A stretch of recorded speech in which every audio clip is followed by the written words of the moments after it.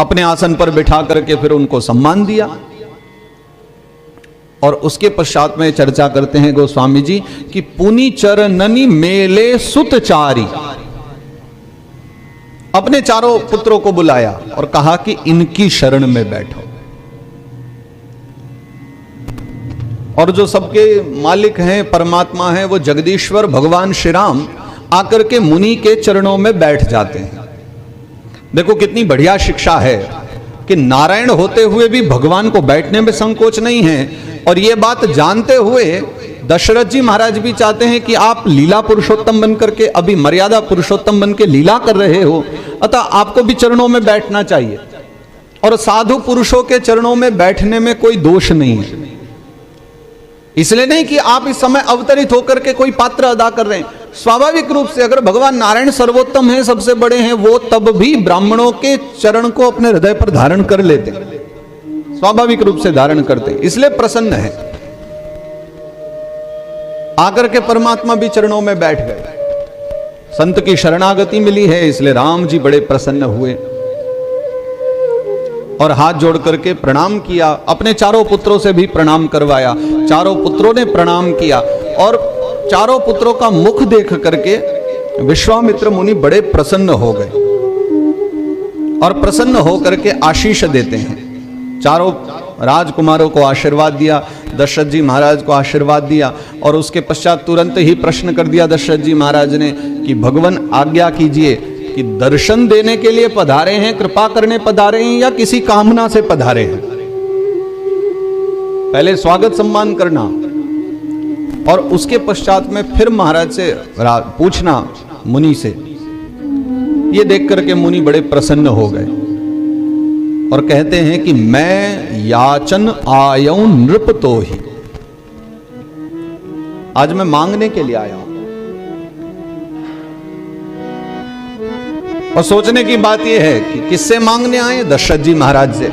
वो तो राजा हैं, राजा से तो बहुत लोग मांगने आते हैं, तो इसमें कोई बड़ी बात नहीं है। दुनिया आती है राजा से मांगने, राजा का काम है देना और राजा देता ही है। परंतु मुनि अधिक मांगते नहीं है, क्योंकि मुनियों को पता होता है कि राजा जहां से मांग करके देगा, हमारी तो डायरेक्ट पहुंच वहीं तक है, हम राजा से क्यों मांगे। एक राजा नित्य प्रति बहुत दान दिया करता था, तो एक व्यक्ति पहुंच गया मांगने, फकीर कोई पहुंच गया और कहा कि मुझे दान चाहिए। कर्मचारियों ने कहा कि थोड़ी देर रुकना पड़ेगा, राजा नित्य प्रति दान करते हैं लेकिन अभी वो पूजा में है, आपको थोड़ी देर रुकना पड़ेगा।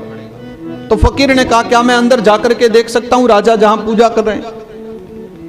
और फकीर अंदर चला गया और अंदर जाकर के उसने देखा कि जहां सब पूजा कर रहे थे राजा, वो भगवान के सामने हाथ फैला करके खड़े हैं और भगवान से कह रहे हैं कि भगवान इतना देना मुझे, ताकि मेरे यहां कोई भी आए तो खाली हाथ न जाए, मैं सबका पेट भर सकूं, सबका हृदय भर दूं। तो फकीर ने जब ये देखा तो वो वहां से वापस चले आए। फकीर कहने लगा कि जब ये भी भिखारी हैं तो फिर हम डायरेक्ट इनसे क्यों मांगे, ये जिससे मांग रहे हैं हम भी उसी से मांग लेंगे। जहां तक इसकी पहुंच है ना राजा की, वहां तक हमारी भी पहुंच है। जब ये भी मांग करके ही दे रहा है तो फिर इसका एहसान भी क्यों लेना, हम सीधा मांग लेंगे उसी से। इसलिए महात्मा लोग सामान्य व्यक्ति से नहीं मांगते, मांगना है कभी आवश्यकता है तो स्वयं ही परमात्मा के सम्मुख जाके मांग लेंगे। लेकिन आज मांगने में संकोच नहीं हुआ। क्यों नहीं हुआ? क्योंकि जिससे हम सदा ऊपर मुंह करके मांगा करते थे वो नीचे चला आया है, वो आज सामने हमारे बैठा हुआ है आकर के, उसी से तो मांग रहे। और फिर नारायण जिसके घर आए हों, ऐसे महाराज दशरथ से मांगने में कैसा संकोच। इसलिए मांग लेते हैं कि मैं आया हूं और असुर समूह सता वही मोही, मैं जाचन आयऊ नृप तो ही। मुझे असुर समूह बड़ा परेशान करते हैं, आजकल हवन यज्ञ आदि करने नहीं देते हैं, इसलिए मैं मांगने आया हूं। तो राजा ने कहा निश्चिंत रहो महाराज, मैं आपको वचन देता हूं, आप जितने कहोगे उतने सैनिक भेज दूंगा, जितने कहोगे उतने रथी भेज दूंगा, आप निर्भय होकर के यज्ञ करना। निर्भय यज्ञ करहूं तुम जाई। तो महात्मा ने कहा नहीं आप नहीं समझोगे, सैनिकों के द्वारा वो असुर मरने वाले नहीं है, हमें तो कुछ विशेष कार्य करने हैं। अगर सैनिकों के रहने से काम चलता होता तो फिर राम जी को आना क्यों पड़ता? सैनिक असुरों को तो मार सकते हैं लेकिन अहल्या का उद्धार तो नहीं कर सकते, भक्तों के नेत्रों को आनंद तो नहीं दे सकते, उसके लिए राम जी की आवश्यकता है, इसलिए तो राम पधारे हैं। तो उन्होंने भी तत्काल कह दिया कि नहीं नहीं, ये सब नहीं चाहिए, सेना नहीं चाहिए, मुझे आपके दोनों पुत्र चाहिए। मैं आपके दोनों पुत्रों को लेकर के जाना चाहता हूं, आप अपने दोनों पुत्रों को आज्ञा दे दो कि वो मेरे साथ चले और मेरे यज्ञ को निर्भय संपन्न करवाएं। अब दशरथ जी महाराज का हृदय थोड़ा सा सकुच आया, क्योंकि इतने दिन हो गए कभी पुत्र को अपने से विलग नहीं किया। हाँ, एक बार गुरुजी के कहने पर किया तो था, वशिष्ठ जी जब पढ़ाने के लिए लेकर के गए थे तब उस समय उनको विदा कर दिया था, लेकिन अब तो बिल्कुल अपने से दूर नहीं करना चाहते। और महात्मा ने कहा कि आपका पुत्र दे दो, तो विश्वामित्र जी ने भी कह दिया कि देह प्राण ते प्रिय कछु नाहि। दशरथ जी महाराज कहते हैं कि भगवान, संसार में व्यक्ति को अपने देह से ज्यादा बढ़कर के प्रिय कुछ भी नहीं होता है। देह के लिए व्यक्ति कितना कुछ करता है, प्राणों के लिए क्या नहीं करता। सौ मुनि देव निमिष एक माही, आप आज्ञा दे दो तो मैं अपने प्राण भी आपको दे दूं। तो विश्वामित्र जी हंसने लगे, बोले तुम्हारे प्राण ही तो मांग रहा हूं, तुम दे कहां रहे हो? राम जी तुम्हारे प्राण हैं कि नहीं? राम जी तुम्हारे प्राण ही तो होंगे, जो सबसे प्रिय वस्तु होती है उसे प्राण ही तो कहा जाता है। अब ये बताओ, राम जी तुम्हें सब सर्वाधिक प्रिय हैं कि नहीं? सबसे ज्यादा प्रेम राम जी को करते हो कि नहीं? बोले महाराज बिल्कुल, मेरे तो प्राण ही राम हैं, मेरे तो प्रिय राम हैं, इसलिए तो कह रहा हूं कि मैं आपको सब कुछ दे सकता हूं, लेकिन राम नहीं दे सकता। राम तो मेरे ही हैं। लेकिन बात कुछ और है, अगर नहीं देना चाहते दशरथ जी, अभी तो बोल रहे थे कि देह प्राण ते प्रिय कछु नाहि और सौ मुनि देव निमिष एक माही। निमिष माने जितनी देर में पल के झपकेंगी उतनी देर में तो मैं दे दूंगा, और अब मना भी कर रहे हैं कि राम जी को नहीं दूंगा। तो राम जी तुम्हारे प्राण ही तो हैं, तुम्हारे प्राण मांग लिए, दे दो, राम जी को दे दो, ले जाऊंगा मैं। तो मानो दशरथ जी फिर कहना चाह रहे हैं कि भगवान, मैं राम जी को इसलिए नहीं दे सकता कि ये तो बात सही है कि राम जी मेरे बड़े प्रिय हैं, परंतु फिर भी मैं आपको राम नहीं दे सकता। इसलिए नहीं कि आप ले जाओगे तो मैं इनके वियोग में दुखी रहूंगा, नहीं नहीं, ऐसी कोई बात नहीं है। कारण यह है कि राम जी मेरे अकेले के पुत्र नहीं है, राम जी पर अकेले मेरा अधिकार नहीं है। अगर मेरा ही अधिकार होता तो संभवतः मैं एक बार कहते ही आपको राम जी को दे देता। बोले फिर किसका अधिकार है? कि बहुत सारे लोगों का अधिकार है, और उनसे आज्ञा लिए बिना मैं आपको राम जी को दे नहीं सकता। विप्रधेनु सुर संत हित लीन मनुज अवतार, निज इच्छा निर्मित तनु माया गुण गोपाल।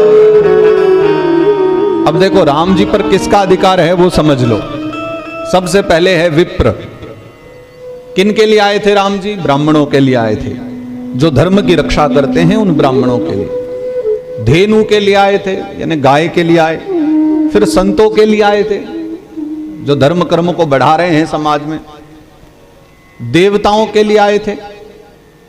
अब दशरथ जी कहते हैं इसमें मेरा तो कहीं नाम भी नहीं है, मेरा नाम ही नहीं है तो फिर मैं कौन होता हूं जो राम जी को आपके पास दे दूं? मैं तो बस सौभाग्यशाली हूं कि उनका पिता बना हूं और वो मेरे पुत्र बनकर के पधारे हैं, पर मैं योग्य हूं ही नहीं कि मैं राम जी को आपको दे सकूं। सो कृपा करके आप मुझसे मांगो ही मत राम जी को। मांगहूं भूमि धेनु धन कोशा,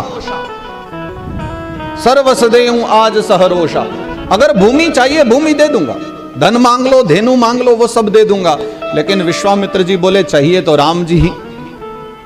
बोले वो मेरे हाथ में ही नहीं है, अगर मेरे अकेले के राम जी होते तो दे देता। तो विश्वामित्र जी ने कहा पिता होने के कारण तुम आज्ञा तो दे सकते हो। बोले आज्ञा तो दे सकता हूं राम जी को, परंतु ये आज्ञा तो नहीं दे सकता ना कि तुम सबकी आज्ञा छोड़ करके मेरी आज्ञा मानो। मैं विदाई नहीं दे सकता इनको। तो विश्वामित्र जी ने कहा ठीक है, वैसे भी मुझे आपके चारों पुत्र नहीं ले जाने हैं, मैं 2 ही पुत्रों को लेकर के जाना चाहता हूं। आप मुझे अपने राम लखन दे दो, आपके 2 पुत्रों को लेकर के जाऊंगा। अच्छा, आपने विचारा है कि राम लखन को ही लेकर के क्यों जा रहे हैं? देखा जाए तो राम जी के साथ भरत जी को भी तो लेकर के जा सकते थे। यह निर्णय कैसे हुआ? तो एक महात्मा ने बड़ी सुंदर बात कही, बोले अच्छा ही हुआ कि भरत जी को नहीं लेकर के गए और लखन लाल को साथ लेकर के चले गए, क्योंकि दोनों की जोड़ी बहुत भिन्न है। जैसे राम लखन की जोड़ी है, वैसे ही भरत शत्रुघ्न की जोड़ी है। 2 बिल्कुल शांत हैं और 2 थोड़ा आवश्यकता पड़ने पर अपने मालिक के लिए बोलने वाले हैं। अब विचार करो कि राम जी के साथ अगर भरत जी चले गए होते तो दोनों ही सरल व्यक्ति हैं, और राम जी जितनी सरलता दिखाते हैं भरत जी उनसे ज्यादा डूब जाते, उनसे ज्यादा प्रेम दिखाते हैं। अब सोचो कि धनुष यज्ञ हो रहा हो और धनुष यज्ञ में अभी अभी राम जी ने धनुष तोड़ दिया और उसी समय परशुराम जी आ गए, और परशुराम जी आते ही चिल्ला रहे हैं बहुत ज्यादा, किसने तोड़ा है ये धनुष, किसने तोड़ा? तो राम जी आगे आ गए, और राम जी आगे आकर के हाथ जोड़ते हैं, बोले हो ही के वो एक दास तुम्हारा। और राम जी तो हाथ ही जोड़ते कि मैं तुम्हारा दास हूं, मैंने तोड़ा। भरत जी क्या करते? बोले मेरे राम हाथ जोड़ रहे हैं, मैं तो लंबा पड़ूंगा। और भरत जी महाराज जाकर के पांव में ही पड़ जाते, बोले मैं दासानुदास हूं, अगर ये हाथ जोड़ेंगे तो मैं तो लंबा पड़ूंगा। तो वहां भरत जी की नहीं, वहां लखन लाल की आवश्यकता थी, जो आगे आकर के कहे क्या महाराज ये तो हमने बचपन में कितने तोड़े हैं, और जो आकर के बाबा जी से थोड़ा बोल सके, बहस कर सके। एक ऐसा व्यक्ति चाहिए जो राम जी की आज्ञा ही आज्ञा पालन न करे, बल्कि राम जी के दुख को देख करके रोए ही ना, बल्कि उनके दुख को देख करके कभी कभी थोड़ा बहुत क्रोध भी दिखा दिया करे, आवश्यकता पड़े तो। जहां राम, इसलिए राम जी ने ये बात खुद स्वीकारी है। जब परशुराम जी आए हैं तो वो भी कह रहे, तो परशुराम जी को देख करके राम जी भी बोलते हैं कि देखो हमारे भोलेपन का कितना फायदा उठा रहे हैं। बुरा भला लखन ने कहा और डांट हमें पड़ रही है, इसलिए ठीक है, हमें तो ये दोनों बालक चाहिए, राम लखन को हम ले जाएंगे, भरत शत्रुघ्न यहां रह लेंगे।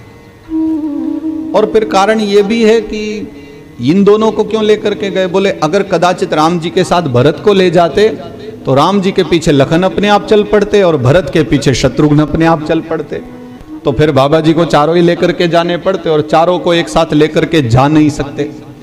क्यों नहीं जा सकते उसका कारण हम आगे चर्चा करेंगे। अभी लेकर के 2 ही जाने थे, इसलिए राम लखन की जो जोड़ी है उनको कहा कि प्रभु श्री राम को और लखन लाल को मुझे दे दो। लेकिन दशरथ जी तो मना कर रहे थे कि मैं आपको दे ही नहीं सकता। तब विश्वामित्र जी ने थोड़ा सा क्रोध दिखाया, बनावटी क्रोध, जानने के लिए कि राम जी के प्रति कितना प्रेम है। तो थोड़ा सा उनको नाराज देख करके फिर डर गए दशरथ जी महाराज, और वशिष्ठ जी की ओर इशारा किया कि क्या करना चाहिए। तो वशिष्ठ जी आगे आए और धीरे से आकर के बोले देखो अगर तुम राम लखन को इनके साथ भेज दोगे तो घाटा कुछ नहीं है, क्योंकि ये 2 जाएंगे और बदले में 4 होकर के आएंगे। क्या मतलब है गुरुदेव? बोले अगर ये जाएंगे ना तो फिर अकेले आने वाले नहीं हैं, फिर घर में बहुओं को लेकर के आएंगे, और अपनी अपनी नहीं लेकर के आएंगे। ये जो 2 भाई घर पर है ना, इनकी भी व्यवस्था करा देंगे। बोले पहले बताना था, फिर मना ही क्यों करता? महाराज तो इतना बढ़िया काम करने जा रहे हैं, फिर तो मैं अवश्य इनको भेज दूंगा। और तुरंत फिर देखो कैसे बात भी बदल दी, आज्ञा दे दी कि महाराज ठीक है, अगर आप इतना कह रहे हो तो फिर हम कुछ विचार करें, गुरुजी से पूछ लेता हूं क्या करूं। और वशिष्ठ जी की ओर कहा कि देखो मेरा तो राम पर पूरा अधिकार नहीं है, मैं क्या कर सकता हूं?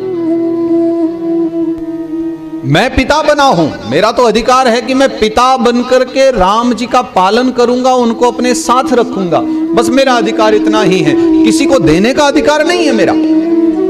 तो गुरुजी ने उसका निर्णय कर दिया। गुरुजी बोले काम करो, तुमने अपने आसन पर विश्वामित्र जी को तो बिठा ही दिया है, अब एक काम करो, राम जी के जो पिता होने का पद है वो पद भी तुम विश्वामित्र जी को सौंप दो। अब कुछ दिनों के लिए तुम पिता वाले पद से हट जाओ और विश्वामित्र जी महाराज को पिता बना दो। इस बात को स्वीकार भी कर लिया। अच्छा, इतनी सहर्ष क्यों स्वीकार कर लिया? बोले मन में प्रसन्नता आ गई कि जब घर में बहुएं आने वाली हैं तो फिर चिंता किस बात की है। गुरुजी जो बोलते हैं वो कभी झूठ नहीं होता। गुरुजी के कहने पर तो राम ही इस दुनिया में पधारे हैं, तो गुरुजी अगर कह रहे हैं कि बहुएं आएंगी तो मतलब पक्का आएंगी। और जिसको गुरु के वचन पर विश्वास नहीं है फिर उसका कहां कल्याण है। मेरे गुरुजी ने तो कहा, हमें पूरा भरोसा है, गुरुजी ने कहा है तो घर में बहू आएंगी। और इसलिए फिर प्रार्थना भी करते हैं। राम लखन को जब आगे कर दिया तो प्रार्थना करते हैं कि मेरे प्राण नाथ सुत दो, ये मेरे जो दोनों पुत्र हैं मेरे बड़े प्रिय हैं राम लखन, मैं इन्हें आपको सौंप रहा हूं। और सौंपने के साथ ही एक प्रार्थना कर रहा हूं भगवान कि ये मेरे जो दोनों पुत्र हैं ना, आज से आपके पुत्र हो गए हैं। अब आप इनके पिता हैं और आप ही इनका पालन पोषण करोगे। और जब प्रदान कर दिए तो प्रसन्न होकर के विश्वामित्र मुनि खड़े हो गए, भूरी भूरी प्रशंसा की, राजन बड़े अद्भुत हो तुम।